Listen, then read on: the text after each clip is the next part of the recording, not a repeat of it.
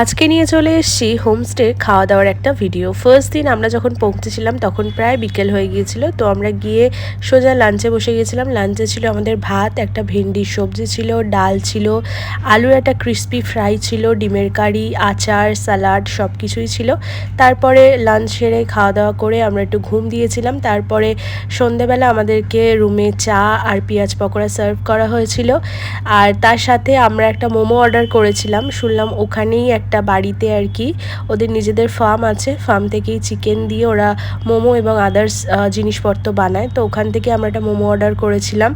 মোমোটা ভীষণই ভালো ছিল, 8 পিস মোমো ছিল আর তার সাথে হচ্ছে চাটনি ছিল এরকম।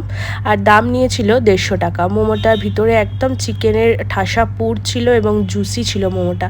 গরম গরম মোমো, পাহাড়ে বসে ঠান্ডার ওয়েদারে ভীষণই ভালো লাগছিলো। এখনও তো আমার মোমোটা দেখে মানে জিভে জল এসে যাচ্ছে আর কি। মোমোটা সত্যি ভীষণ খেতে ভালো ছিল, বেশ অথেন্টিক লাগলো। অনেকদিন পর একটা ভালো মোমো খেলাম। তারপরে আমাদের রাতের ডিনারে ছিল এরকম একটা স্পাইসি আলু ভাজা, সাথে আমরা রুটি নিয়েছিলাম, ভাত রুটি অপশান থাকে, আর সাথে চিকেন কষা দিয়েছিল। বেশ চিকেন কষাটা ঝাল ঝাল করে বানিয়েছিল। রাত্রেবেলা এরকম ঝাল ঝাল চিকেন কষা রুটি খেতে তো ভীষণই ভালো লাগে। হোমস্টের খাবার দাবার ভীষণ ভালো ছিল।